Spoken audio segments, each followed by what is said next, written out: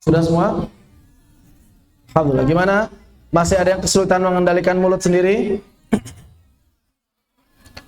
Yang ibu-ibu kayaknya lebih serius latihan dibandingkan bapak-bapak. Bapak-bapak cuma asal aja. Asal ya. Harus balik lagi sini. Ibu-ibu lihatin serius banget. Ya. Detail ibu-ibu nih. Koreksi-koreksinya bagus.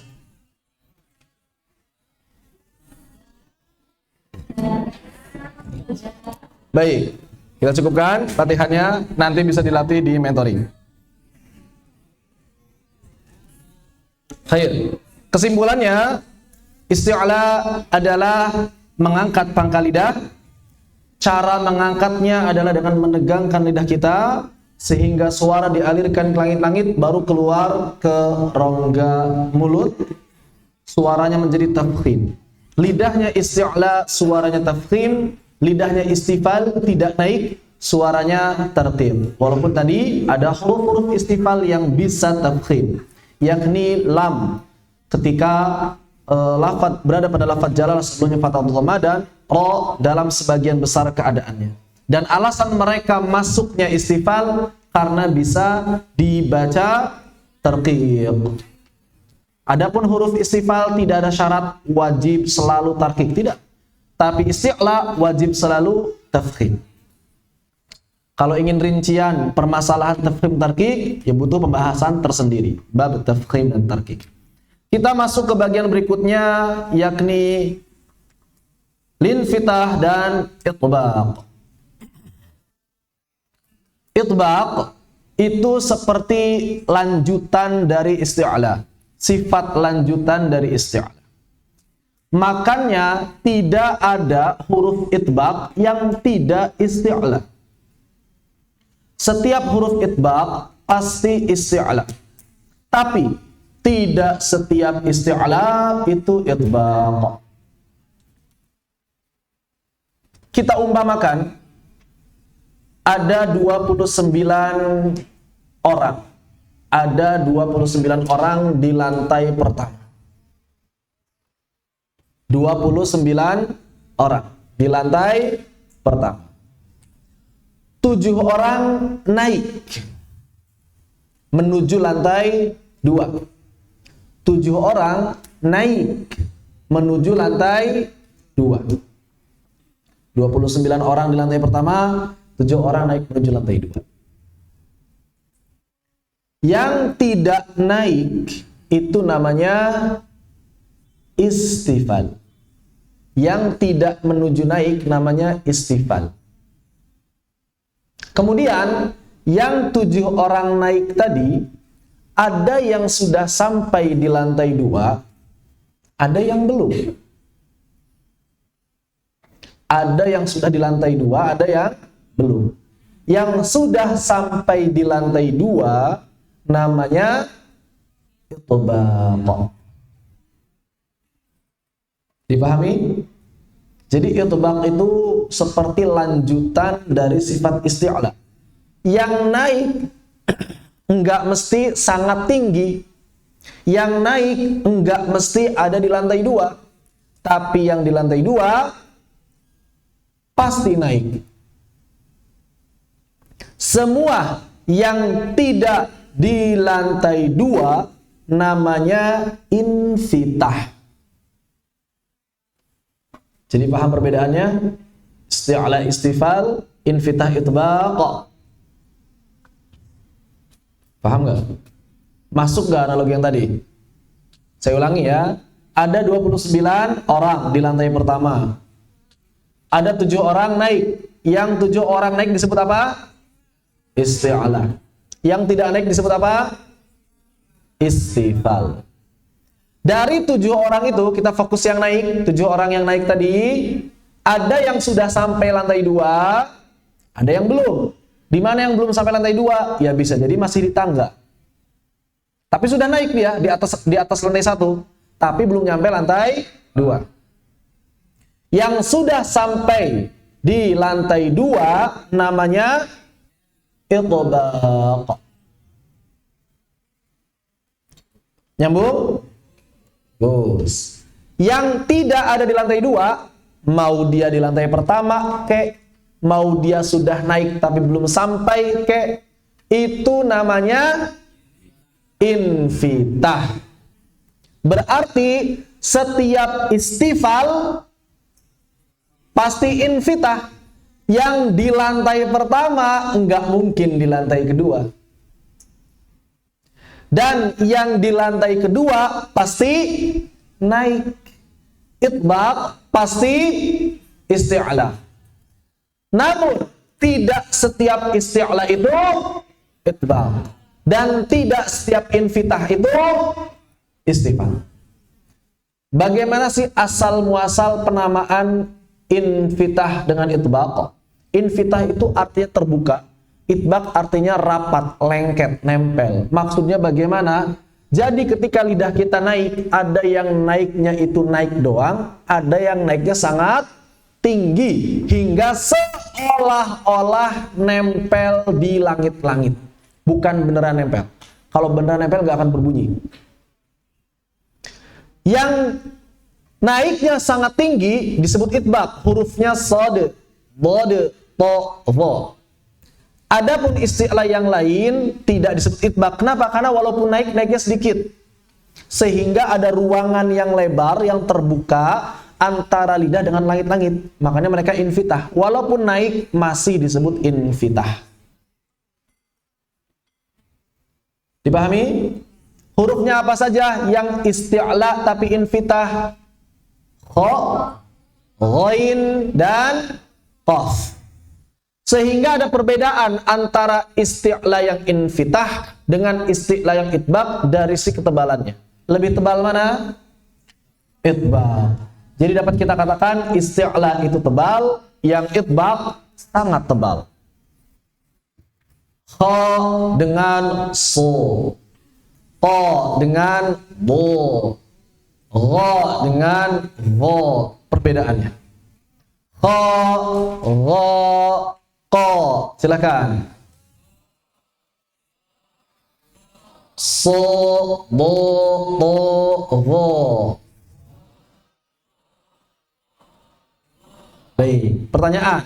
Lam tebal dan ro tebal. Ikuti ketebalannya isti'la biasa atau isti'la yang itbaq? Para ulama sepakat bahwa ro tebal masuknya atau mengikuti ketebalan isti'la yang infitah.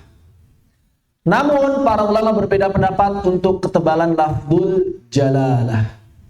Sebagian kecil ulama berpendapat lafzul jalalah ketebalannya lebih tebal bahkan dari itbaq. Jadi huruf yang paling tebal itu lafzul jalalah. Ini menurut sebagian kecil ulama. Namun mayoritas ulama berpendapat sama dengan isti'la yang infitah. Jadi kaidahnya saja di sini para ulama beda pendapat. Ada yang mengatakan keadaan paling tebal itu adalah lafzul jalalah. Namun ada yang mengatakan tidak, yang paling tebal adalah itbaq. Lafzul jalalah masuknya isti'la yang infitah. Baik. Dipahami itbaq sama infitah? Mudah? Alhamdulillah. Dan yang pasangan terakhir apa? Idlaq, ismat. Ini bagian yang sebetulnya saya lebih sepakat dengan Al-Imam Asy-Syatibi. Apa kata beliau? Idlaq dan ismat ini bukan sifat-sifat tajwidiyah, bukan sifat-sifat tahsiniyah. Sehingga kalaupun dilupakan tidak masalah. Kenapa dipelajari? Karena ada dalam Muqaddimah Jazariyah. Sebatas itu. Apa itu idlaq? Idlaq itu asal katanya dzalqa, artinya ujung lancip lidah. Apa itu maksudnya? Adalah huruf-huruf yang menurut logika dan kebiasaan orang-orang Arab. Ini penting. Jangan diukur pakai logika kita. Jangan diukur pakai logika kita. Menurut logikanya orang-orang Arab, huruf ini lebih cepat dikeluarkan. Analoginya bagaimana? Perumpamannya kayak gimana sih? Misal, di sana ada pintu keluar. Kalau saya katakan, seluruh peserta daurah keluar, yang paling cepat keluar, yang lebih dekat pintu, atau yang paling jauh dari pintu? Yang paling dekat pintu. Menurut logika orang-orang Arab, mereka adalah farra min lubbin. Fa, ro, mim, nun, lam, ba. Inilah yang menurut orang-orang Arab huruf yang paling dekat dengan pintu keluar. Berarti ada huruf yang dianggap berat keluar. Apa itu? Selain huruf-huruf ini. Maka selain ini disebut ismat. Pertanyaan, kalau demikian huruf yang paling ismat huruf apa? Huruf hamzah. Kenapa? Karena paling jauh dari pintu keluar. Jadi ibarat itu kalau misalnya ada orang Indonesia mau ke Malaysia, yang paling cepat ke Malaysia orang mana? Singapura. Ada orang Indonesia mau ke Malaysia paling cepat orang mana? Orang Singapura. Gimana ceritanya? Kalimantan. Bahkan di Kalimantan ada satu rumah yang depannya Indonesia, dapurnya Malaysia. Pernah masuk berita viral itu. Coba bayangkan, mau kemana? Mau masak di mana? Di Malaysia. Subhanallah. Masak doang di Malaysia. Ya. Tapi kalau orang Palembang, orang Jakarta mau ke Malaysia, harus ke bandara dulu, naik pesawat. Nggak ada yang langsung jalan-jalan. Itu jalan-jalan ke luar negeri terus. Yang orang-orang Kalimantan itu ya. Mau kemana? Malaysia, balik ke Indonesia, Malaysia, Indonesia, Malaysia, Indonesia. Kan ada filmnya ya. Anak-anak lompat-lompat di perbatasan itu. Lompat ke Malaysia, lompat ke Indonesia, lompat ke Malaysia, lompat di Indonesia. Subhanallah, aduh, bulak-bulak balik Indonesia, Malaysia. Coba bayangkan. Nah itu farromin bin idlak itu semuanya tuh. Semuanya idlak. Semuanya idlak. Enggak butuh bikin paspor, enggak butuh visa, enggak butuh beli tiket pesawat, langsung nyampe luar negeri, luar makhraj. Tapi selain huruf-huruf idlaq, enggak bisa seperti itu. Ini adalah menurut logikanya orang-orang Arab. Oleh karena itu konsekuensinya apa? Konsekuensinya kalau dalam tajwid enggak ada. Oleh karenanya enggak mungkin kita katakan kalau lagi ngoreksi ini kurang idlaq, ini kurang ismat, enggak akan ada. Terus apa konsekuensinya? Konsekuensinya dari sisi bahasa. Dalam bahasa Arab, apabila kita menemukan sebuah kata asli dalam bahasa Arab yang terdiri atas 3 huruf atau lebih usulnya, yang terdiri atas apa? Terdiri dari lebih dari 3 huruf, 4, 5 usulnya, usul itu aslinya, asalnya. Bukan setelah diubah, terdiri atas 4 atau 5 huruf, lebih dari 3 huruf, maka orang-orang Arab tidak mungkin semua katanya ini mengandung huruf ismat. Harus salah satunya ada huruf idlaq. Kalau misalnya ada 4 huruf, semuanya ismat, misalnya kita temukan dalam bahasa Arab, ini kok 4 huruf ya, tapi semuanya ismat, maka dipastikan itu bukan asli bahasa Arab. Karena yang namanya bahasa Arab pasti ada huruf idlaqnya. Contohnya apa? As, jadi, ain, ismat, sin, ismat, jim, ismat, dal, ismat. Apa ini? Artinya emas. Bahasa apa? Serapan dari Persia. Sama halnya dengan ustaz. Hamzah, ismat. Sin, ismat. Ta, ismat. Alif, ismat. Dzal, ismat semuanya. Berarti ustaz bukan bahasa Arab dong? Bukan, bahasa Persia dia. Ustaz itu bahasa Persia, tapi diserap dalam bahasa Arab. Bukan asli bahasa Arab. Kenapa? Karena kalau asli bahasa Arab yang 4 atau 5 huruf seperti ini, wajib salah satunya idlaq. Tidak ada kata asli bahasa Arab yang semuanya ismat kalau terdiri atas 4 huruf atau lebih. Nggak ada asli bahasa Arab. Ini konsekuensi dalam berbahasa mereka. Ya, jadi nggak ada kaitan dengan kefasihan. Tidak ada kaitan dengan kefasihan. Wallahu ta'ala a'lam. Pertanyaannya, wow, itu jauh tidak dari mulut. Bahkan satu makhraj dengan ba dan mim yang dua-duanya idlaq. Pertanyaannya, kok satu makhraj beda, yang satu, yang 2 idlaq, yang lainnya ismat. Pertanyaannya kenapa? Dari sananya. Riwayah, ini bukan masalah Qur'aniyah, ini masalah ilat bahasa Arab. Kenapa orang-orang Arab enggak memasukkan waw ke dalam huruf idlaq? Alasan yang pertama adalah betul tadi, karena waw ini walaupun dia berada di dekat pintu, tapi dia nggak bisa langsung keluar. Beda sama ba dan mim. Ba atau ab, am. Tapi waw ini au. Pas mau dikeluarkan berharokat, wa, wi, wu. Istilahnya mungkin dia ini orang Kalimantan, tapi taat administrasi gitu. Kalaupun dia bisa keluar ke Malaysia cukup lompat, dia nggak mau. Dia pengennya ngurus paspor dulu dia. Ke perbatasan yang resmi dulu dia. Baru dia keluar ke Malaysia. Dia taat administrasi, si wow. Beda sama yang lain tinggal lompat-lompat aja. Nah, itu bedanya ya. Jadi wow ini walaupun di perbatasan tapi taat administrasi. Lama dia keluarnya. Ini alasan yang pertama. Alasan yang kedua, letaknya wow ini bukan di ujung. Yang lain di ujung lidah atau di ujung bibir. Ba di ujung bibir, mim di ujung bibir. Kemudian yang fa, kemudian lam, kemudian nun, ro, itu semuanya di ujung-ujung, ujung lidah atau ujung bibir. Sedangkan wow di antara dua bibir, bukan di ujungnya. Oh, di antaranya, disitulah wow. Di antara dua bibir, bukan di ujungnya. Paham nggak? Si suaranya itu bukan di ujungnya, tapi di antara dua bibir. Sedangkan dzalq artinya ujung. Jadi nggak masuk dia ke definisi dzalq. Nggak masuk ke definisi dzalq. Wallahu ta'ala a'lam. Ini bukan kaitan dengan Quran, ini kaitan dengan bahasa Arab memang. Demikian pembahasan sifat yang berlawanan. Apakah ada yang ditanyakan? Dipersilakan apabila ada yang ingin ditanyakan.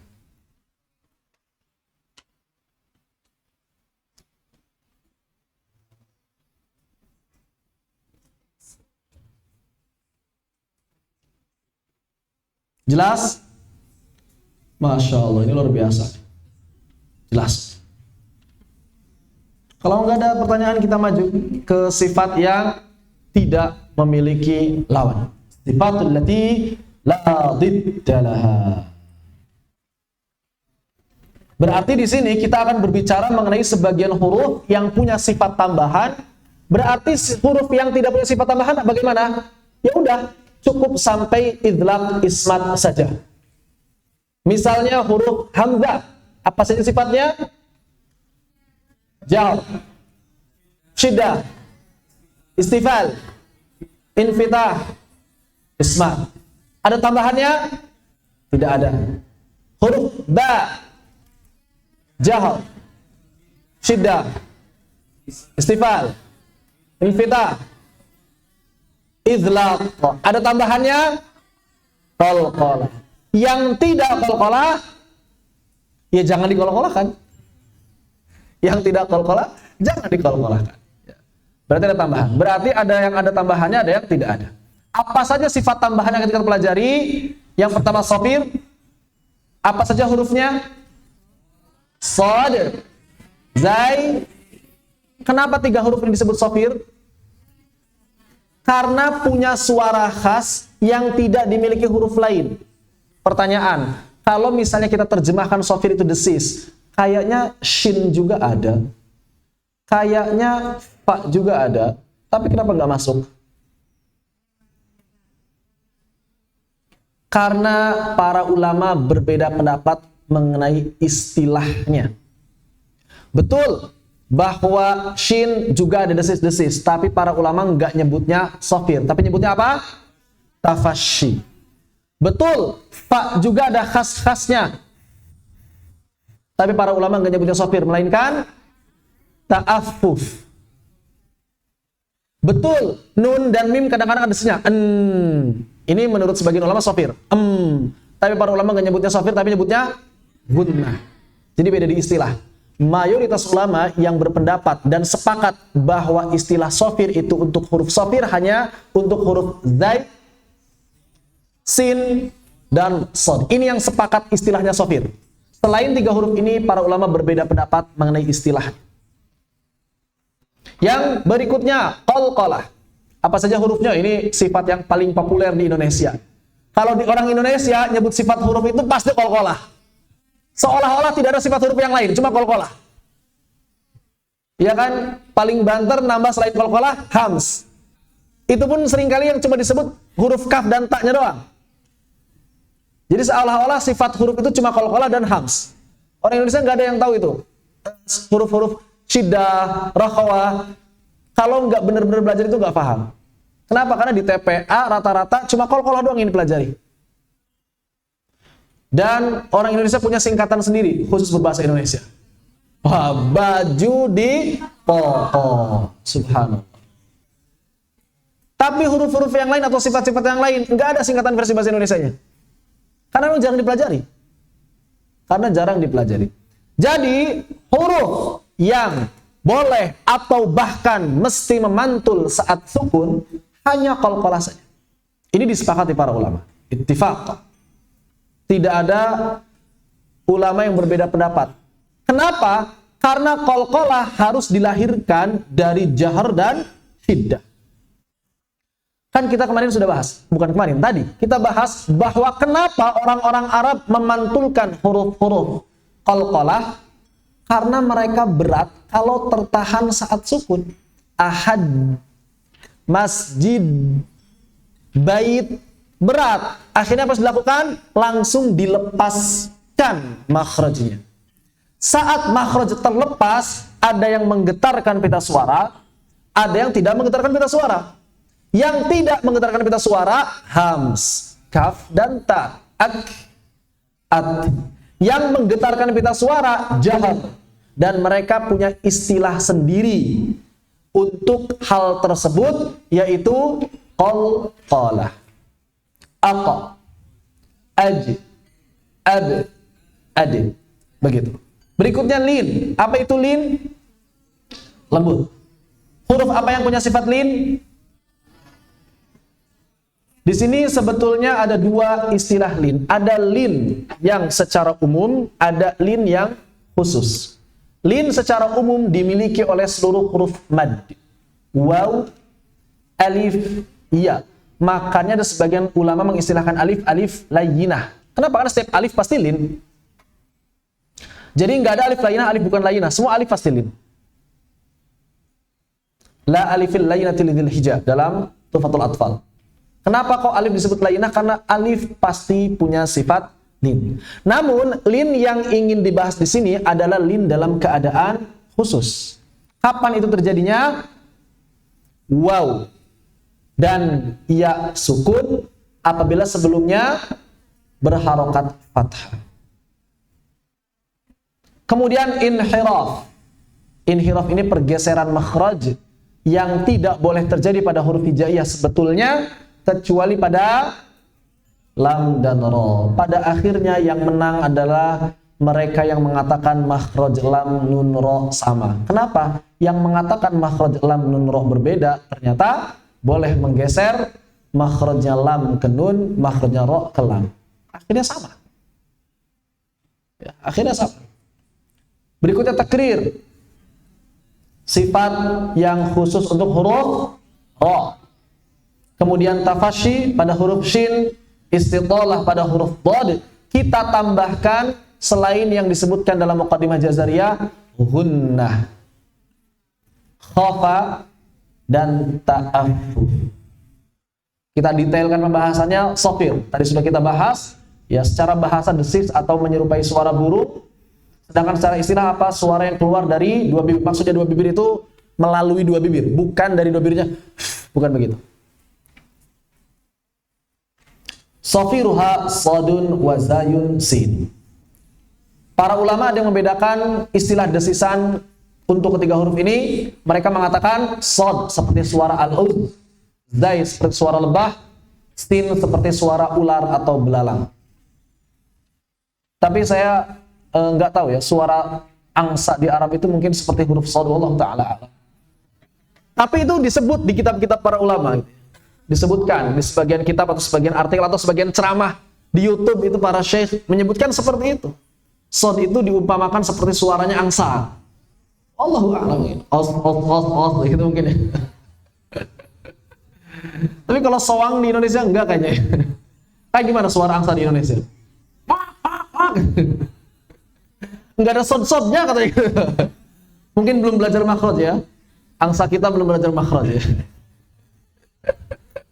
Harus ikut tahu dulu. Kalau zai, oke lah, seperti lebah ya. Kita sering, atau yang waktu kecil suka nonton film kartun, biasanya mukul sarang lebah, dikejar, wah, nyambung. Sin, suara ular. Yang kecilnya suka main ke sawah, ada suara belalang, belang hijau yang gede. Ya, suara belalang. Atau ular, ya. Nah, oke, nyambung. Cuma kalau stod, wallahu a'lam ya. Mudah ya. Jadi ada suara khas. Dan ini sebetulnya otomatis. Kalau kita mengucapkan dengan rakhawah dan hamsnya secara sempurna, otomatis keluar dia sofirnya. Hamsnya sempurnakan, rakhawahnya sempurnakan, sempurna. Di zai, jaharnya sempurnakan, rakhawahnya sempurnakan, otomatis keluar. Sa, za, fu. Si, zi, si. Su, zu, tu. Hati-hati hilang. Ada sebagian orang mengucapkan begini misalnya. Sa, hilang tuh sofirnya. Sa, cuma jelas harokatnya doang. Sa, si, tu. Sa, si, tu, bas. Za, zi, zu, baz.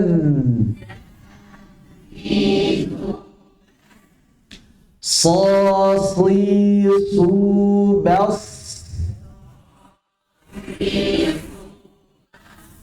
Satu orangnya nanti sama mentor. Karena kalau sekarang satu orang seminggu ke depan nggak selesai ya. Semuanya harus satu-satu.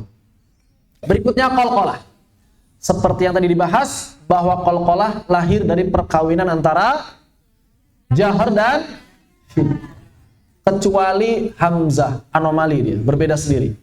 Hamzah itu syiddah punya, jahar punya. Kenapa enggak melahirkan qalqalah? Tadi sudah dibahas. Pertama karena makhrajnya kejauhan sehingga sangat berat diucapkan. Kalau dikolkolahkan malah jadi aneh suaranya. Enggak enak. Maka dia bukan dikolkolahkan. Solusi buat hamzah tidak dikolkolahkan, tapi ditaghyir, diubah. Begitu. Apa itu kolkolah? Secara bahasa artinya bergetar atau guncang. Makanya orang yang hatinya guncang, galau, disebut kolkolah, kolak. Kolak. Kalau kolak di Indonesia makanan. Kalau di Arab galau. Jadi kolak ini membatalkan puasa atau tidak?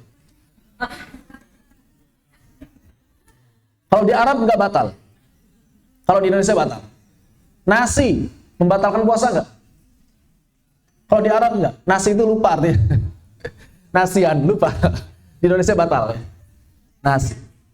Hurufnya ada 5. Qalqalatun qutubu jadd. Baju di toto boleh. Untuk apa? Untuk mempermudah. Qalqalah ini punya beberapa tingkatan. Jadi kekuatan qalqalah ini berbeda-beda. Berapa tingkatan? Para ulama berbeda pendapat. Konsepnya beda.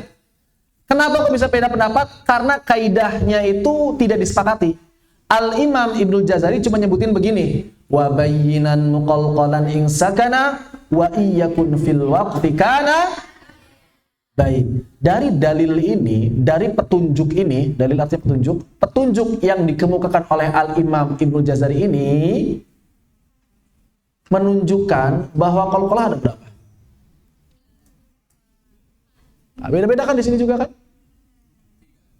Demikian pula ternyata hasil yang dikeluarkan para ulama berbeda-beda. Ada yang mengatakan 2. Kenapa 2? Tuh lihat, Al-Imam Ibnul Jazari cuma bilang, kalau sukun kuat, kalau waqaf lebih kuat. Cuma 2. Sukun kuat, waqaf lebih kuat.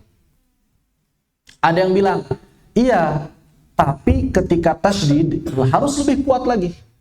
Walaupun tidak disebutkan, itu sudah otomatis. Berarti ada 3. Kuat, sangat kuat, lebih kuat lagi. Ada yang mengatakan, masih kurang kalau begitu. Kenapa? Lihat di sini kalimatnya. Dan perjelaslah qalqalah ketika sukun. Artinya, ketika harokat ada atau tidak? Dan perjelaslah qalqalah ketika sukun. Artinya ketika harokat ada atau tidak? Sebetulnya ada dong kalau kita lihat kalimat begini, tapi nggak jelas. Makanya para ulama beda pendapat di sini rinciannya. Ada yang mengatakan dua saja, sugro dan kubro. Ada yang mengatakan dua. Ada yang mengatakan tiga, sugro, kubro, akbar. Ada juga yang menyingkatnya sugro, wusto, kubro. Yaitu cuma beda namanya doang, tapi tingkatannya sama. Sugro, kubro, akbar atau sugro, wusto, kubro. Ada lagi yang nambahin apa? Asghar, bukan asli Garut ini ya. Tukang cukur itu rata-rata asgar, sama di sini juga ya. Biasanya ada tukang potong rambut. Asli Garut, rata-rata apa? Padang. Kalau di Jawa, Jawa Tengah, Jawa Barat atau bahkan Jawa Timur, rata-rata asgar. Asli Garut. Tukang cukur itu. Jadi kalau Garut pasti usahanya cukur. Kalau Tasik perabotan. Perabotan yang pasti. Atau perkakas. Perkakas dapur, Tasik gitu. Perkakas dapur ya. Jualan panci, ember, Tasik gitu. Kalau Majalengka bubur kacang. Di Jawa Barat itu udah terkenalnya begitu. Ya. Baik. Ada yang membagi menjadi dua, ada yang membagi menjadi tiga, ada yang membagi menjadi empat. Yang menarik di sini adalah konsepnya beda, prakteknya sama. Ini menarik. Jadi begini, ada yang mengatakan sugro dan kubro doang kan tadi ya. Jadi prakteknya gimana? Saat sukun, lam yalid walam, tuh itu kalau di tengah. Kalau di akhir, yulad. Ada lagi yang nambahin, kalau tasydid harus lebih kuat lagi. Tabbat yada abi lahabin wa tab. Mana lebih kuatnya? Kan ada penekanan tab. Yang jadi pertanyaan, yang dikuatkan qalqalahnya atau penekanan sebelum qalqalahnya? Ternyata yang dikuatkan penekanan sebelum qalqalahnya. Artinya qalqalah yang dihasilkannya sama dengan yang kubro sebetulnya. Hampir tidak ada bedanya suaranya. Lahab watab sama, lahab watab, ada penekanan aja bedanya. Kemudian ada lagi yang nambahin satu, asghar ketika berharokat. Coba kayak gimana suara qalqalah ketika berharokat? Da, di, du. Mana qalqalahnya? Ya itu sudah include, sudah ada di dalamnya. Qa, ti, ku. Mana qalqalahnya? Ya sudah ada itu. Ketika kita mengucapkan jahr dan syiddahnya sekaligus, maka di sana sebetulnya ada qalqalah. Namun tidak terlalu tampak sebagaimana ketika sukun. Jadi pengamalannya sama, prakteknya sama, konsepnya yang beda. Pertanyaan, yang lebih kuat kalau kita lihat kaidah asalnya, yang lebih kuat yang mana? Dari tiga pendapat ini. Pertanyaan, qalqalah ini sifat lazimah atau aridhah? Disinilah letak perbedaan pendapat para ulamanya. Mayoritas ulama berpendapat lazimah. Konsekuensinya ketika berharokat pun ada dong. Baik. Sebagian ulama menilai qalqalah sifat aridhah. Seperti misalnya Syekh Ibn Suwaid. Beliau mengatakan qalqalah aridhah. Hanya ada ketika sukun, tidak ada ketika berharokat. Konsekuensinya ketika sukun ada, berharokat tidak ada. Inilah letak perbedaan pendapat di kalangan para ulama. Wallahu ta'ala a'lam. Lalu bagaimana cara mengucapkan qalqalah yang sempurna? Walaupun konsepnya tadi berbeda, kemudian kekuatannya pada akhirnya sama, yang terjadi perbedaan pendapat berikutnya adalah di warna suaranya. Maksudnya bagaimana sih warna suara? Apakah qalqalah ini suaranya mirip harokat atau tidak? Ada yang membaca qalqalah harus mengikuti suara harokat yang bersangkutan. Ahadun berarti kalau sukun, ahad.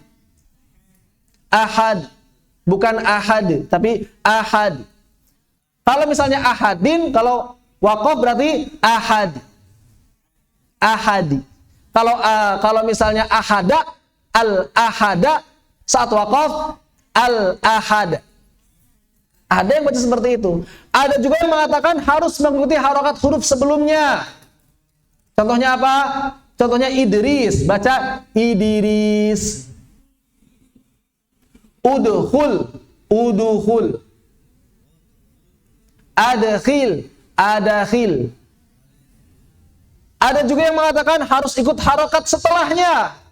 Adkhil berarti adikhil. Ada yang mengatakan harus mirip fathah semuanya. Jadi para ulama berbeda pendapat di warna suaranya. Namun, adapun yang kami pelajari dan yang kami talakikan, ternyata suaranya tidak diserupakan dengan harokat apapun. Warnanya cuma dua. Apa itu? Tarqiq, tafkhim. Selesai. Tarqiq terjadi pada huruf tarqiq, tafkhim terjadi pada huruf tafkhim. Bagaimana yang tarqiq? Ab, aj, ad. Bagaimana yang tafkhim? Aqa, aqa. Seperti itu. Ab, aj, ad. Silakan. Aqa, aqa. Babi, bu, bab. Jaji, jubaj. Dadi, dubad. Qaqi, qubaq. Tati, qubaq. Di sini yang kami talakikan hanya itu warna suara, cuma dua. Enggak ada fathah, enggak ada kasrah, enggak ada dhammah. Pokoknya tafkhim, tarqiq. Kemudian, yang penting diperhatikan, panjang suara pantulan kurang dari panjang huruf berharokat. Jangan disamakan. Al-falaq. Itu harokat atau qalqalah? Al-falaq. Harokat atau qalqalah? Harokat. Kalau qalqalah itu hanya melepas makhraj. Al-falaq. Al-falaq. Ahad. Tabbat yada abi lahabin wa tab.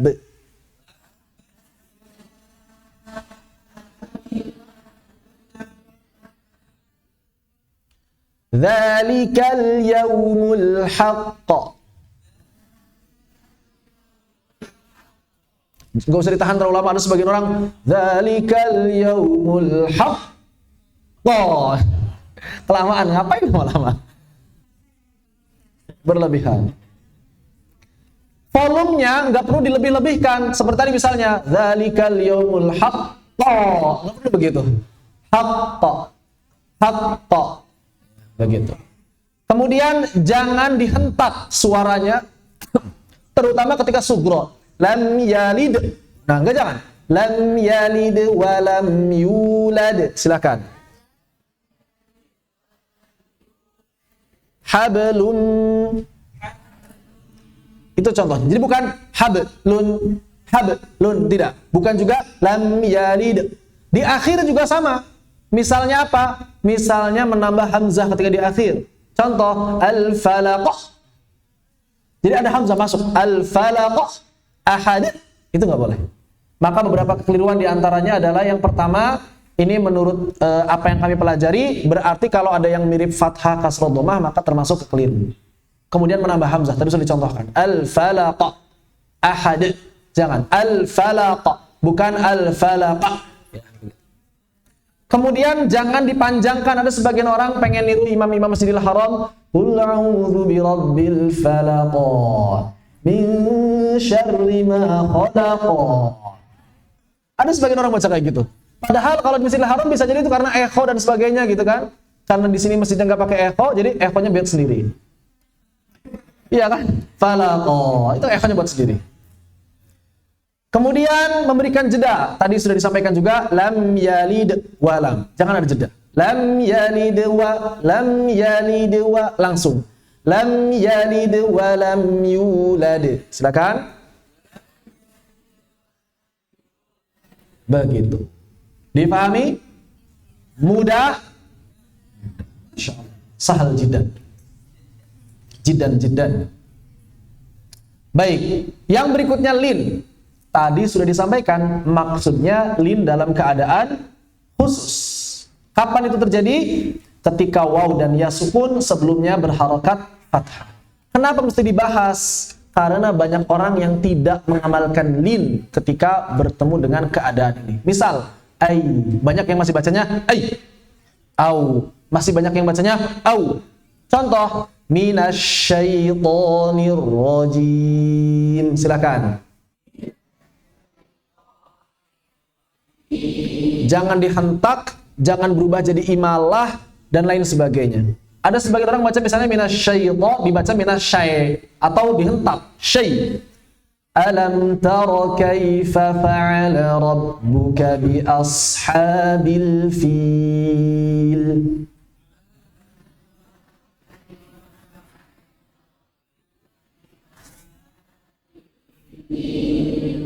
Al-bait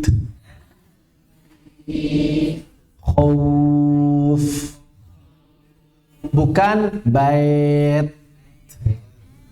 Atau kalau yaumiddin,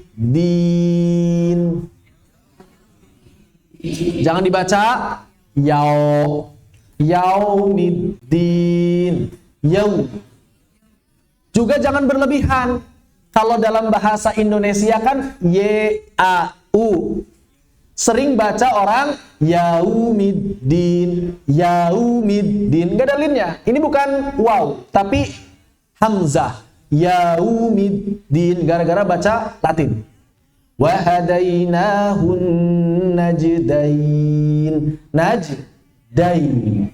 Najdain itu, baik, coba ya, perhatikan.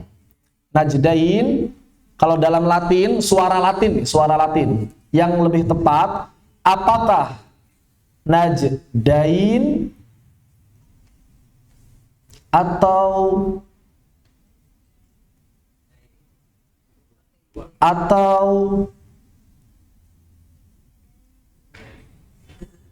mana yang tepat? Kedua, bukan i, bukan e. Terus kan ada madlin yang dipanjangkan suara apa? Y-nya. Jadi D A Y N. Baca tuh. Dain. Bukan i. Ada sebagian orang bacanya dain. Wahadainahun najdain. Ini keliru. Jadi hamzah dia. Apalagi jadi e. Wahadainahun najdain. Seperti lagi kunut. Allahumma hdina fi man hadait. Wa'afina fi man afait. Ya ini untuk bukan Al-Quran. Untuk bukan Al-Quran. Gak apa-apa. Tapi kalau Al-Quran gak bisa. Jadi bukan e, tapi y. Dan bukan o, tapi waw. Au. Yaum. Jadi kalau dalam bahasa Latinnya, tulisan Latinnya suaranya begini. Yau. Bukan yau, bukan yau. Bukan dzalikal yaum. Bukan. Dzalikal yaum. Bukan juga dzalikal yaum. Maliki yaumiddin. Silakan. Khair. Alhamdulillah. Ghairil maghdubi. Bukan ghoe ya. Jadi hati-hati ketika membaca lin. Dan nggak perlu ditekan atau dihentak. Ada sebagian orang baca dihentak. A'udzu billahi minasyaitonir. Enggak. Jangan dihentak. Syaitoni. Bukan syaitoni. Yaumiddin. Bukan yaumiddin. Jangan dihentak. Dipahami lin? Alhamdulillah. Berikutnya linhiraf. Tadi disampaikan bahwa linhiraf ini adalah sifat yang terjadi pada lam dan ra, di mana mereka boleh bergeser ke makhraj yang lain. Al-Imam Ibnu Jazari mengatakan, inhiraf itu diperbolehkan untuk lam dan ra. Berarti hukum asalnya sebenarnya apa inhiraf? Boleh atau tidak? Tidak boleh. Tapi di sini diperbolehkan, diizinkan buat siapa? Lam dan ra. Pada huruf lam dan ra terjadi pergeseran makhraj saat di lidah digerakkan. Katanya punggung lidah, tapi katanya ujung lagi, ya nggak apa-apa, emang begitu pada akhirnya. Lam katanya di ujung sisi lidah, tapi kenanya ke ujung lidah lagi. Ya nggak apa-apa, karena memang begitu keadaannya. Jadi boleh. Maka dari itu, kalau saya pribadi seperti yang disampaikan kemarin, lebih memilih untuk sejak awal disamakan saja makhrajnya. Lam, nun, ro. Kan itu yang lebih mudah. Jadi fokusnya adalah di fokus. Fokusnya adalah di ujung lidah, bertemu dengan langit-langit. Mudah, insya Allah. Walaupun ada juga sebagian ulama yang tidak menerima konsep tersebut dan mereka mengatakan konsepnya bukan begitu, tapi konsepnya adalah pergeseran suara yang mengubah mereka dari syiddah menjadi rakhawah yang tadi dibahas. Huruf lam tertahan di tengah sehingga aliran suara bergerak ke kiri dan ke kanan, itu inhiraf namanya. Di mana inhirafnya? Di sini, pergeseran suara, katanya begitu. Ini menurut sebagian ulama ya. Terus huruf ro ada inhiraf, mana inhirafnya di sini? Pergeseran suara dari pinggir ke tengah. Di sini yang para ulama berbeda pendapat memaknai inhiraf. Namun inhiraf sebetulnya nggak ada kaitan dengan kefasihan juga. Nggak ada misalnya antum kurang inhiraf, nggak akan ada itu. Nggak akan ada ustadz atau syekh yang ngoreksi kurang inhiraf, nggak akan ada. Atau kelebihan inhirafnya nggak akan ada. Ya, jadi inhiraf ini boleh kalaupun dilupakan, tidak masalah.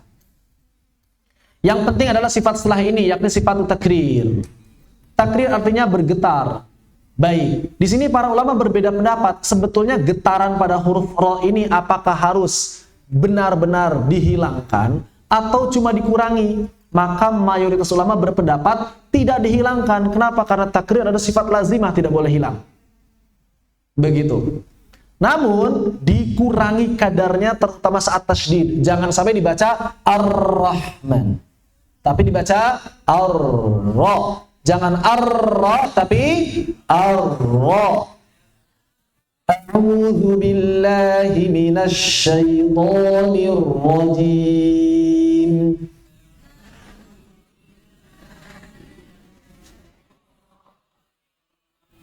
Minasy syaithanir rajim. Bismillahirrahmanirrahim.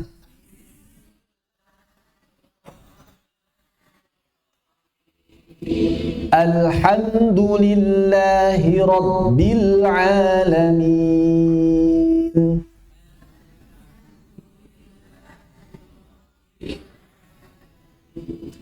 Ar-Rahmanir-Rahim.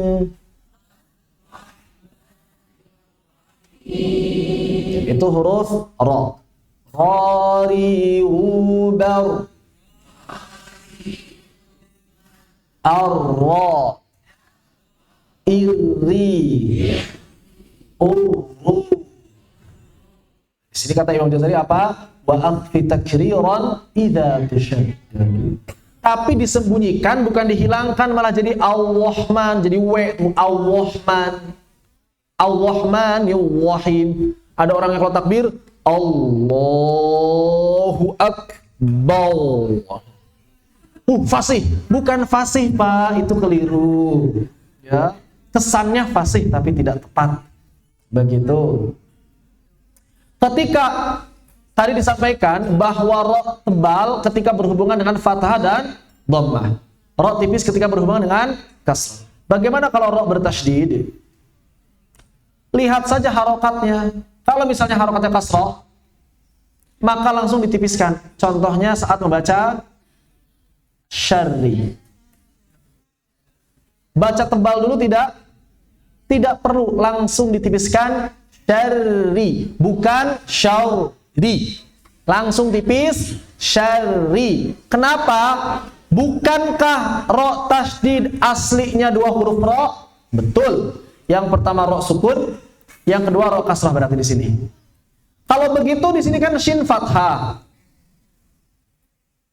Kenapa nggak ditebelin dulu yang di sini? Syarri. Kenapa langsung tipis syarri? Karena telah terjadi idgham.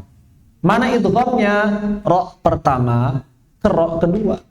Artinya apa idgham? Makhraj dan sifatnya sudah menjadi makhraj dan sifat ro kedua.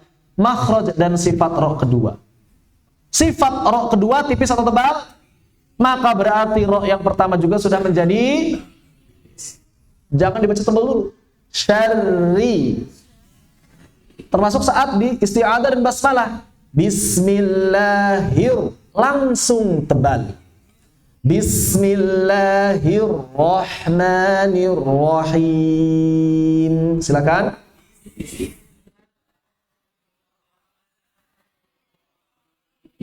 Bukan ditipiskan dulu, mentang-mentang ro-nya sukun sebelumnya, kemudian sebelumnya kasrah. Hir ro, bukan. Langsung hir ro. Takrir tafasyi. Apa tafasyi artinya? Menyebar. Udara yang menyebar di dalam mulut kita sehingga menghasilkan suara yang khas bagi huruf shin. Ash, ish, ush. Asya, ishi, ushu, syashi, shubash. Alhamdulillah. Jiddan, mudah sekali insyaallah. Boleh tidak mengucapkan shin sambil monyong? Osh, ish, ush. Ya tidak boleh. Tapi kalau bergerak sedikit aja, enggak sampai monyong sih, coba bergerak. Kadang-kadang ada sebagian orang mengucapkan shin, ash, ish, ush. Kalau enggak sampai monyong dan itu adalah alamiah, tobi'i, bukan sesuatu yang dibuat-buat, masih diperbolehkan oleh Allah. Baik, ini adalah huruf shin. Kemudian berikutnya huruf apa? Atau sifat apa? Istitolah. Apa arti istitolah? Secara bahasa memanjang. Maksudnya apa? Maksudnya adalah bergeraknya lidah. Kok gak ada hubungan sih memanjang ke bergeraknya lidah? Bergeraknya lidah ke depan sepanjang makhraj dhad sehingga tersentuh seluruh makhrajnya. Bukan masalah panjang suara seperti yang kemarin dijelaskan.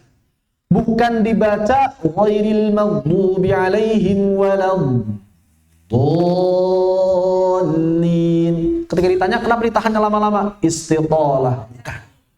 Bukan istitolah. Istitolah itu lidahnya bergerak. Kayak gimana bergeraknya? Perhatikan. Seperti ini bergerak istitolahnya. Kok nggak mau muter?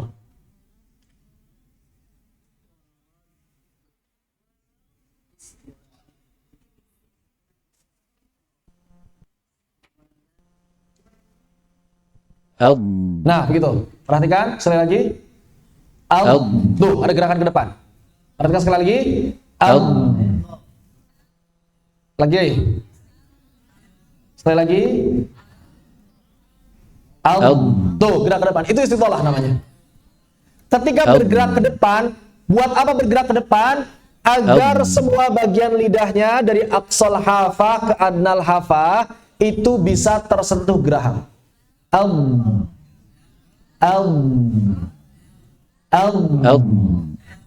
Ketika lidah bergerak, ada suara yang mengalir enggak?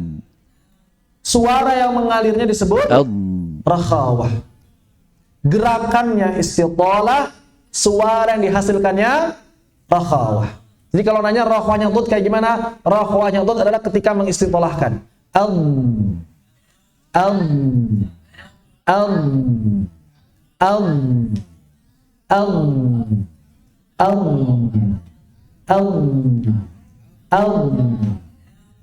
Pahami?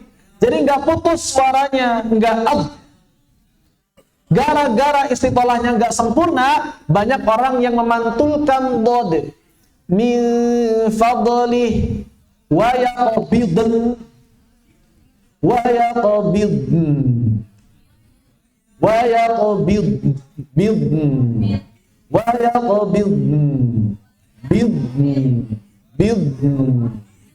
bidun, bukan bidun, mantul itu.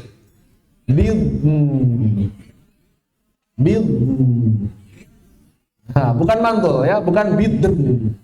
Bidun. Min fadli. Bukan Fadli.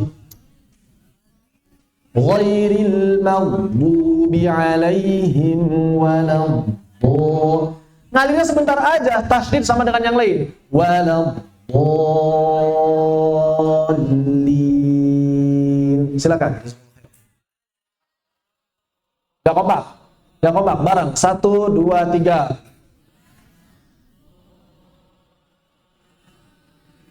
Gak usah lama-lama. Waladdallin.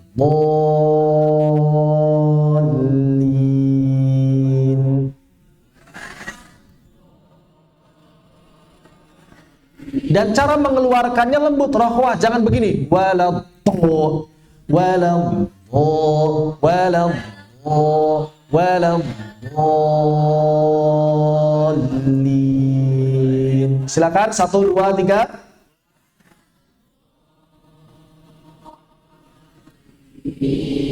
Begitu. Itu istilahnya dhad. Enggak ada hubungan dengan suara. Dipahami? Wadih pakai dhad. Alhamdulillah. Sekarang kita masuk ke tambahannya sifatul gunnah. Ini seperti sudah dibahas ketika membahas makhraj. Jadi sifatul gunnah adalah suara yang keluar dari rongga hidung. Berlaku untuk huruf apa? Nun dan mim, mim dan nun. Apakah gunnah ini sifat lazimah atau aridhah? Lazimah atau aridhah? Lazimah. Artinya dalam keadaan apapun, nun dan mim ada suara gunnahnya. Terus gimana kalau lagi berharokat? Kapan gunnahnya nun dan mim ketika berharokat? Ketika di awalnya saja. Bukankah saat kita mengucapkan nun dan mim berharokat itu ada n dan m-nya dulu? Na, ma. Kita analogikan. Nun fathah itu dengan huruf bahasa Indonesia n ditambah ma. Nun fathah. Ini kan sama dengan n ditambah a. Mim fathah sama dengan m ditambah a. Di mana gunnahnya? Di konsonannya. Na, ma. Enggak mungkin kan kita langsung mengucapkannya mungkin. Enggak mungkin langsung suara harokat. Dan jangan sampai juga dibaca begini. Na, ma. Kenapa? Karena huruf vokalnya ini setengah alif. Harus dari jauh. Na, ma. Nimi. Numu. Alhamdulillahi Rabbil Alamin.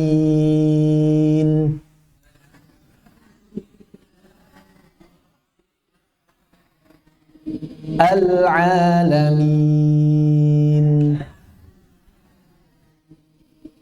Jangan dibaca Al-Alamin. Mad itu dari jauh. Min. Berarti gunnahnya di dan di an di belakang. Min. Bukan alamin, bukan. Al-alamin.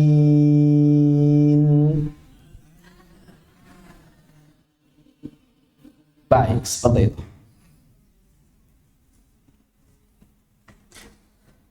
Jadi mim dan nun harus dialirkan melalui rongga hidung, tapi selain nun dan mim tidak boleh ada yang mengalir melalui rongga hidung. Misal, alladzina tidak dibaca alladzina. Billahi jangan dibaca bilma. Al-alamin jangan dibaca al-alamin. Ya, jangan sampai ada yang dibaca mengalir melalui rongga hidung selain nun dan mim. Lalu bagaimana dengan tingkatannya, kadar panjangnya? Maka para ulama di sini berbeda pendapat. Namun kebanyakan ulama mengikuti pendapatnya atau prakteknya Syekh Utsman Murad. Jadi yang kamilah ini paling panjang. Kapan? Saat nun mim bertasydid, saat idgham bi gunnah, saat ikhfa atau iqlab. Kadar panjangnya bagaimana? Seperti yang kemarin kita praktekkan di lagu Ummi Inna. Ummi Inna kubawwakan ayyam ditambah sama sambal, samangkok, samangka, itu adalah gunah kamilah. Tasdid segitu, idgham bi gunah segitu, ikhfa atau iqlab segitu. Lalu bagaimana ketika izhar? An'amta alaihim, jangan dipanjangin. An'amta, enggak. An'amta alaihim, silakan. Alam nashrah laka sadrak. Jangan dibaca alam nashrah laka sadrak atau alam tara kaifa fa'al. Banyak imam yang begitu. Izhar tidak dipanjangkan, cukup perjelas saja. Begitu pula di akhir al-alamin. Udah, jangan al-alamin. Kecuali kalau bertasydid. Misal minal gham wala jan mithlahun, sama panjangnya dengan yang di tengah. Mithlahun, silakan. Begitu. Jangan giliran bertasydid wala jan, giliran gak ada tasydid ar-rahim. Enggak, jangan ditukar-tukar. Ya, yang berharokat bagaimana? Nah, yang berharokat angkos sangat kurang. Kenapa? Karena gunahnya ketika di awalnya saja. Nana, mama, nini, mimi, nunu, mumu. Bukan nana, nini, nunu. Bukan seperti itu. Ya, wallahu ta'ala a'lam. Ada juga yang membagi menjadi tingkatan yang lain, gitu ya. Di sini yang lebih tepat an'amta adalah naqiso, yang berharokat adalah angkos. Kita latihan guna.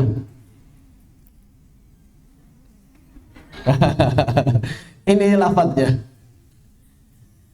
Ummi, inna, kubau. Ini idgham bi gunah ya. Ini idgham bi gunah.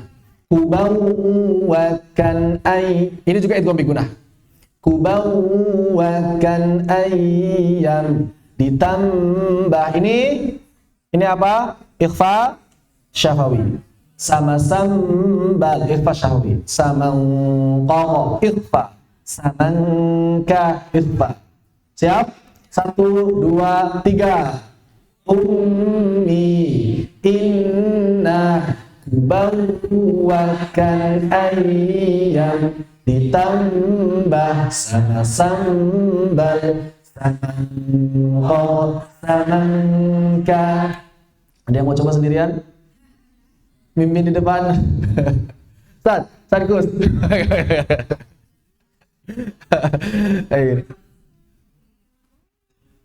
Atau dari mentor? Mana Kahekal? Mana Kahekal? Kahekal lagi istirahat. Oh, saya lagi istirahat. Kalau nggak istirahat, Haikal, suaranya paling enak soalnya. Ya, intinya begitu. Jadi zaman gunah, kadarnya gunah yang sempurna segitu ya. Jangan ditambah. Enggak dibaca ummi, enggak. Ummi, udah segitu aja. Inna a'tainakal kautsar. Silakan. 4 harokat.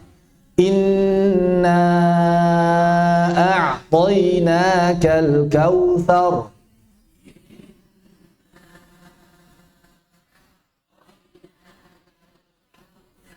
Amma yatasaalun.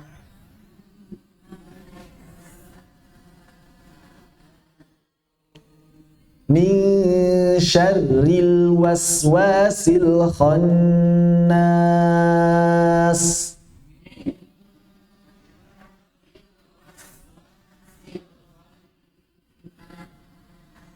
Sudah segitu. Jangan ditambah lagi. Walaupun kalau kita kaji lebih dalam secara kaidah memang ada perbedaan pendapat.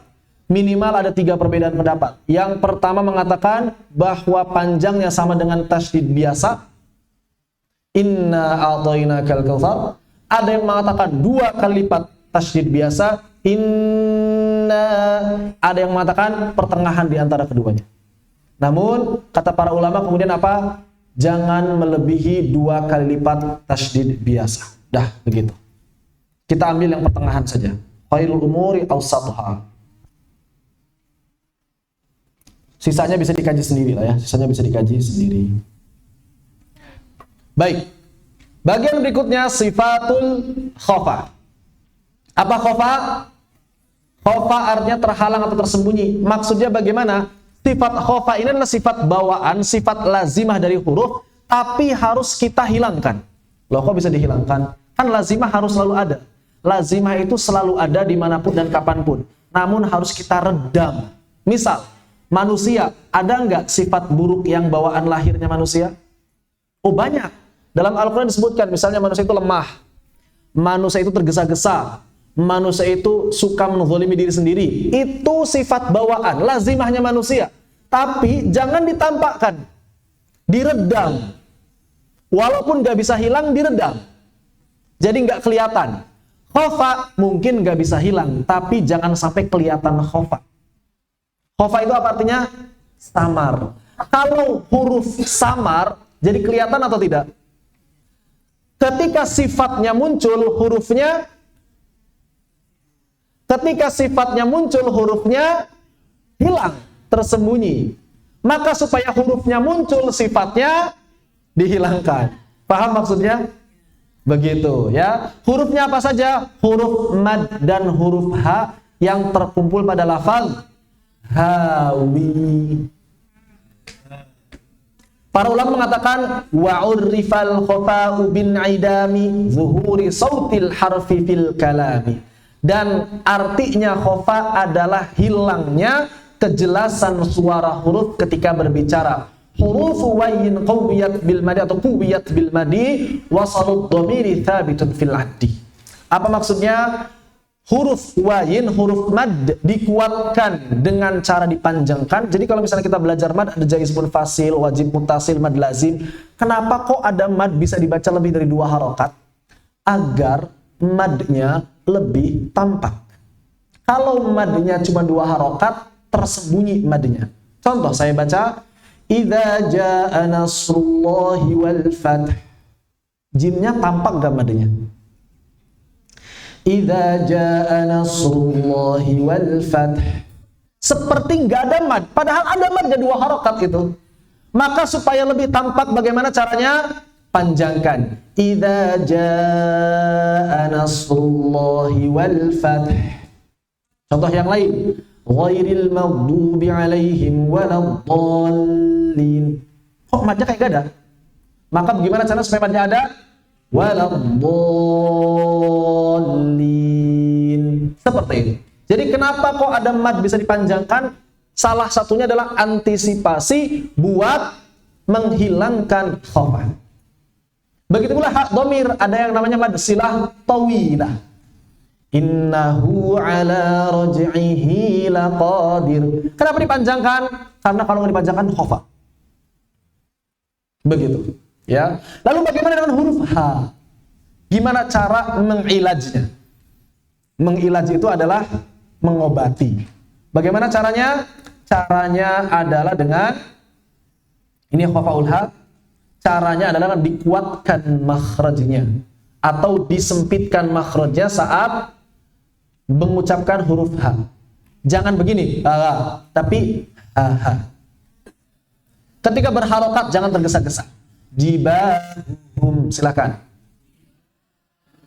Karena kalau buru-buru jadinya bagaimana? Khofa, hilang haknya. Hihim, alaihim, silakan. Begitu. Jibahuhum, wujuhihim. Jangan buru-buru.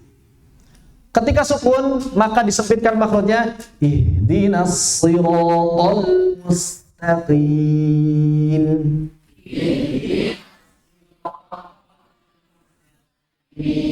Setelah disempitkan makhrajnya, alirkan sempurna hams dan raqwahnya.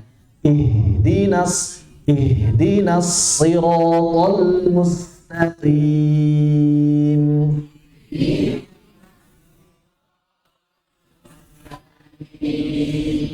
Jangan sampai niatnya baik, caranya tidak tepat. Bagaimana niat dan supaya khofanya hilang, tapi malah jadi huruf syiddah. Ihdina. Bukan. Kan supaya jelas katanya. Bukan. Apalagi pakai inhiraf, menggeser makhrajnya ke dada. Ihdina. Bukan. Niatnya baik, itu caranya kurang baik. Caranya tidak tepat. Niatnya baik, caranya harus tepat. Bukan juga bukan tapi ihdinas siratal mustaqim. Silakan.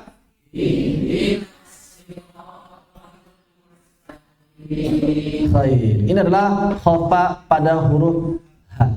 Jangan tergesa-gesa, sempitkan makhrajnya, sempurnakan hams dan rokhawahnya supaya khofanya diredam, haknya jadi jelas tampak.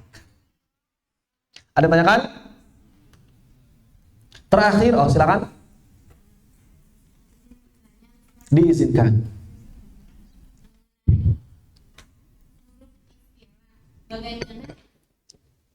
Bagaimana trik supaya menyebutkan huruf isti'la itu dengan sempurna, Ustaz? Karena kebanyakan lidahnya sudah terangkat tapi suaranya masih tertahan gitu, seperti itu, Ustaz. Jadi mohon coba kayak gimana contohnya? Terangkat tapi tertahan itu kayak gimana coba contohnya? Suaranya enggak. Coba gimana, keluarin. Saya nggak bisa dibayangin kayak gitu kayak gimana nih. Ya kalau dokter mau mendiagnosis penyakit kan harus tahu penyakitnya kayak gimana.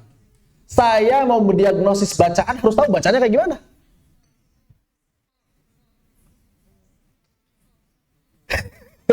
Kalau saya nggak tahu bacaannya gimana, dicintain segimanapun nggak paham saya. Salah satunya itu huruf O. Coba kayak gimana? Iya, coba sosi subas gitu. Li subas.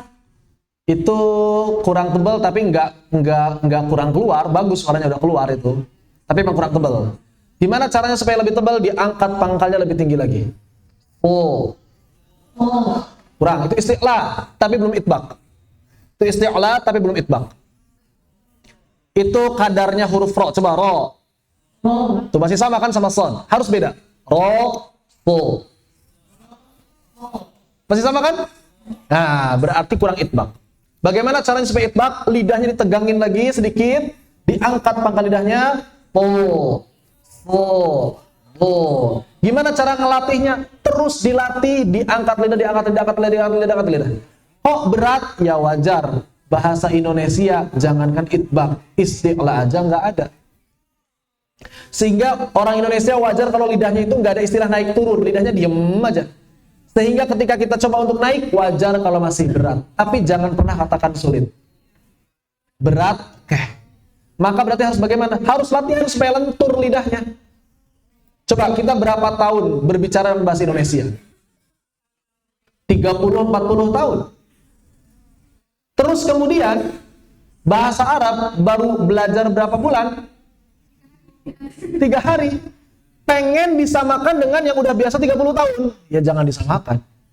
Berarti kalau misalnya kita ingin fasih bahasa Arabnya, lakukan seperti kita 30 tahun berbahasa Indonesia.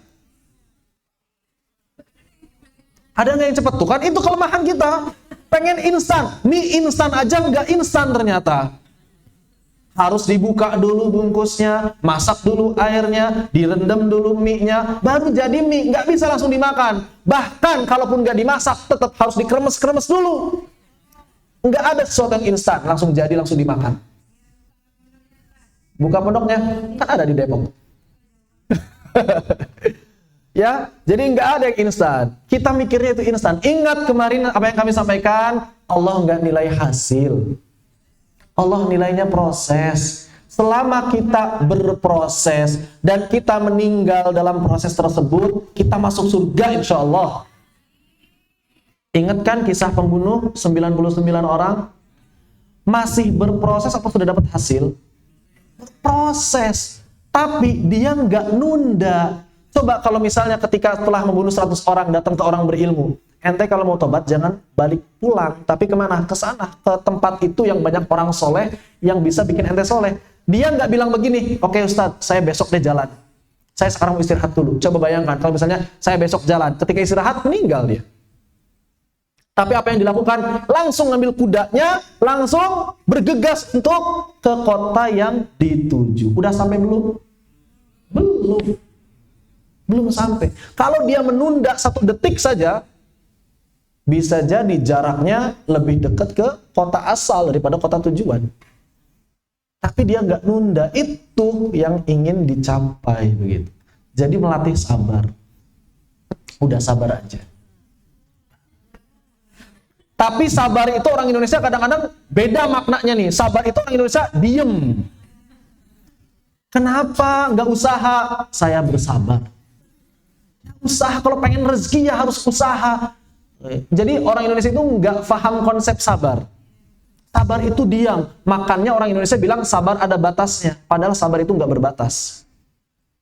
Kata siapa sabar nggak berbatas? Kata Allah. Di mana? Akhir surah Ali Imran.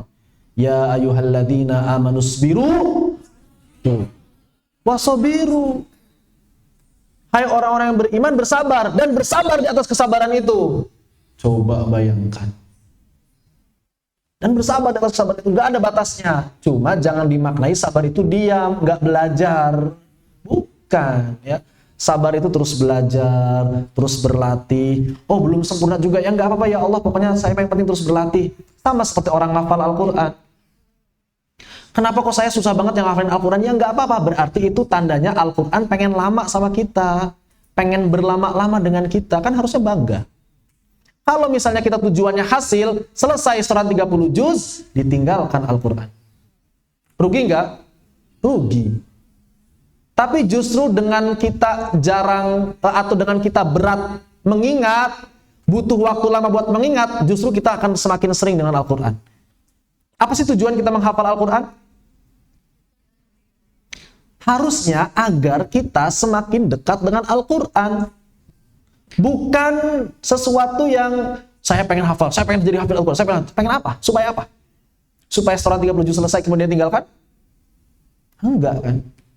Jadi tujuannya harus diubah dulu. Tujuan harus diubah dulu. Visinya harus diubah dulu. Kemudian konsep belajarnya harus diubah dulu. Yang penting sekarang berproses. Udah itu aja. Ya, yang penting sekarang berproses, bersabar di atas proses tersebut, istiqomah. Bersabarlah kalian dan bersabarlah di atas kesabaran itu. Begitu ya. Jadi latihan. Bagaimana triknya? Latihan. Triknya latihan. Konsepnya kan udah jelas tadi, lidah diangkat, ditegakkan, udah jelas kan? Kayak gimana lagi coba? Ya nggak ada cara yang lain lagi, nggak bisa pakai dongkrak masalahnya. Masa lidahnya harus didongkrak supaya pangkalnya naik? Kan enggak. Ya dilatih aja terus. Bagaimana cara melatihnya? Ya sama seperti kita melatih bahasa Inggris. Coba kalau misalnya kita belajar bahasa Inggris, apa yang disarankan dosen atau gurunya, tutornya? Banyak ngomong, banyak baca, banyak denger. Sama Al-Quran juga itu. Banyak berarti banyak ngomong, banyak melatih pelafalan. Banyak baca Al-Quran. Banyak dengar murotal.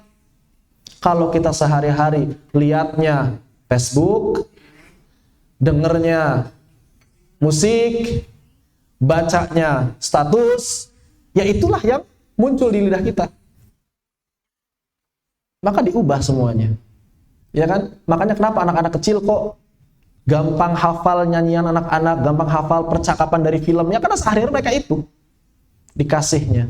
Coba kalau sehari kasih Al-Quran, ketika main pun Bismillahirrahmanirrahim, sambil main-main Qul a'udzu birabbin nas.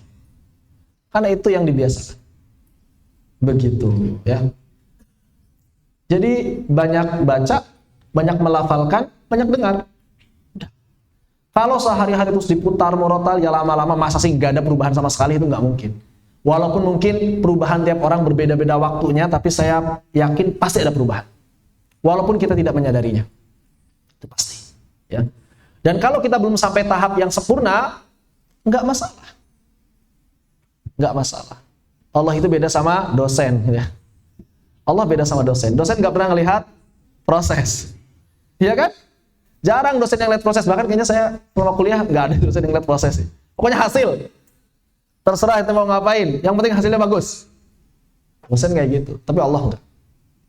Allah. Seperti itu. Wallahu taala a'lam. Ya. Yang penting kita paham konsepnya, kita terus berlatih. Selesai.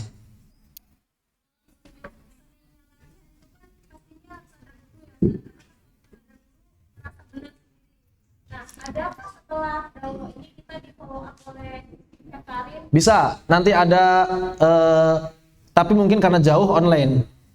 Jadi nanti insya Allah Karim akan membuka beberapa kelas online, tapi ya pasti nggak bisa menampung semua peserta ya. Kan tenaga kami juga terbatas. Ya kecuali kalau punya ilmu kayak si siapa? Si Naruto gitu ya. Kage Bunshin. Jadi banyak gitu. Se-Indonesia bisa ditangani gitu, nggak bisa gitu ya. Jadi terbatas, yang mudah-mudahan nanti bisa di follow up walaupun secara online. Namun jangan gara-gara nggak ada guru, jangan nggak latihan sama sekali. Salah juga.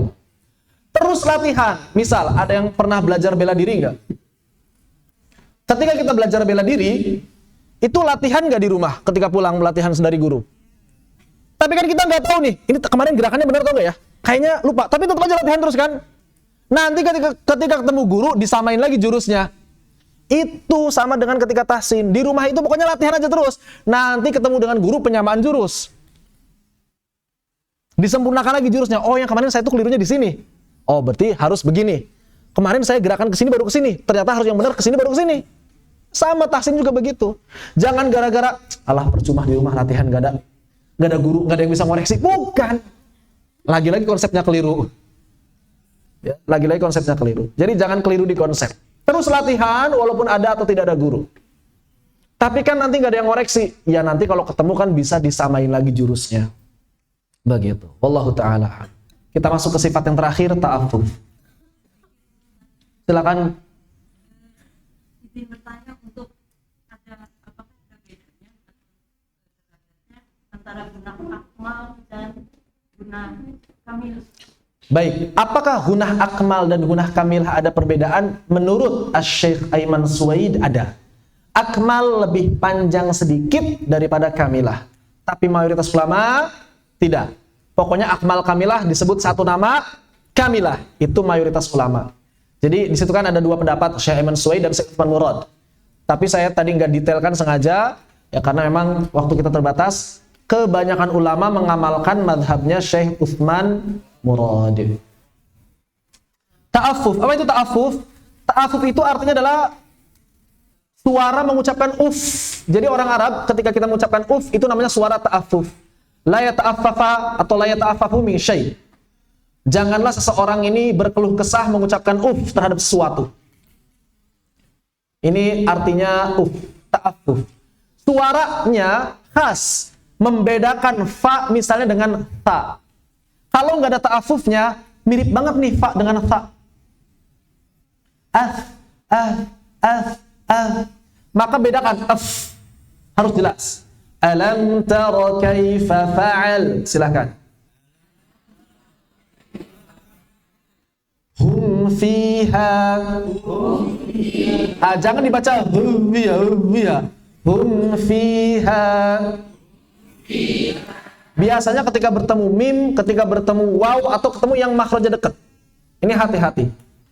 Afwaja. Jangan dibaca abwaj. Afwaja. Baik. Seperti yang tadi disampaikan, sebagian orang mengatakan fa ini sofir. Ada juga yang mengatakan fa ini tafashi. Tapi Al-Imam Ibnu Jazari dalam kitab Tamhid mengatakan fa ini punya sifat ta'affuf yang mesti dijaga. Wallahu ta'ala a'lam. Selesai bab sifatul huruf hijaiyah. Pembahasan sifat kuat, sifat lemah tinggal dibaca sendiri, gampang itu insyaallah ya. Ada tanyakan sampai di sini? Silakan Ustaz.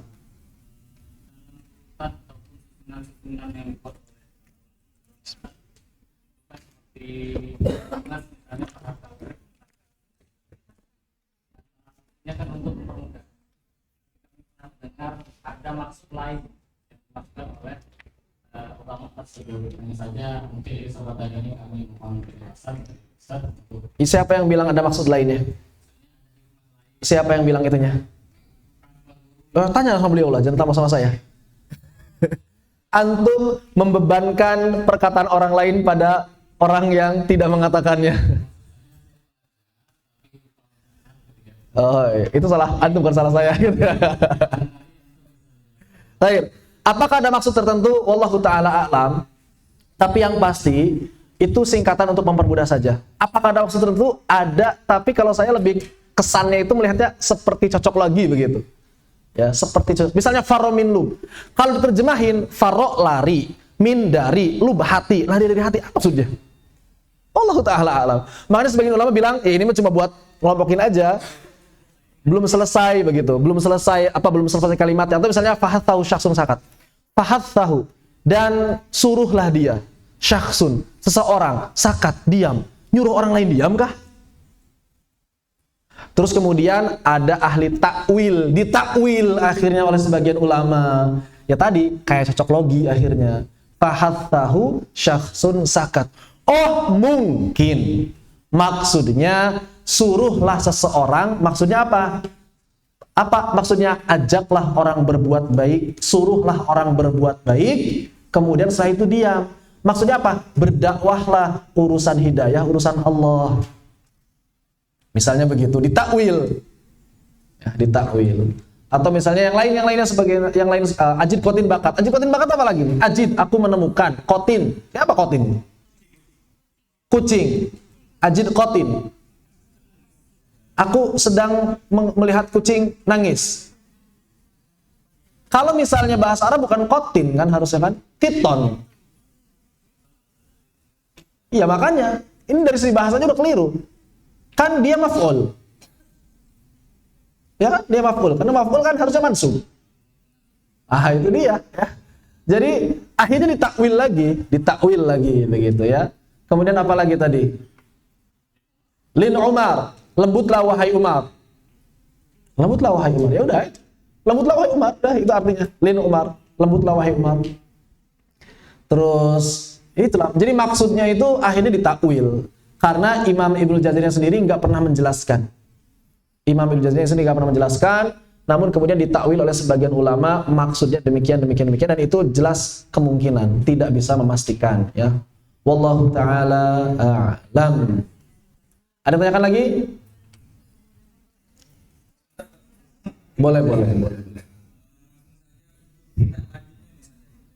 Biasanya kalau saya di monitoring minta nomor HP untuk melanjutkan ke depannya, kira-kira Ustaz sedia nggak misalnya nanti diminta nomor HP terus nanti dihubungin bertanya-tanya. Tanya jawab bisa masuk di grup online tajwid Telegram. Ada Telegram? Ada, masuk di grup online tajwid. Itu yang tanya jawab sudah banyak, nyari jawaban pun sudah banyak.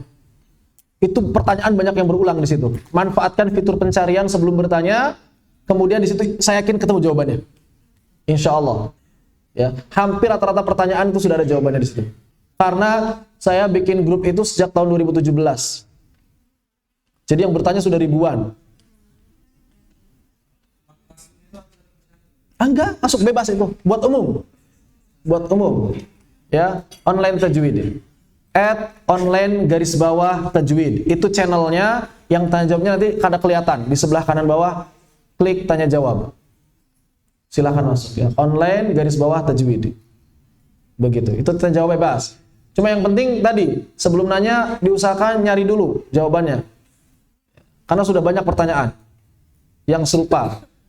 Dan afdolnya sebelum nanya baca dulu buku. Jadi banyak orang itu nanya itu pertanyaan-pertanyaan yang sebenarnya di buku ada gitu jawabannya gitu. Ya, jadi mungkin malas buka-buku atau gimana? Padahal di buku ada jawabannya gitu. Ngapain ditanyain gitu? Coba nanya tuh yang hal-hal yang memang nggak dipahami dari buku, nggak dipahami dari penjelasan video, baru silahkan kemudian ditanyakan. Jangan apa-apa yang sudah di buku ditanyain. Ustaz, huruf-huruf sopir apa saja? Aduh, lihat buku. Huruf sopir apa saja? Itu kan gampang gitu. Seperti itu ya. Wallahu ta'ala a'lam. Hai, karena waktu telah habis, maka kita cukup sampai di sini. Saya serahkan kembali kepada pemegang acara.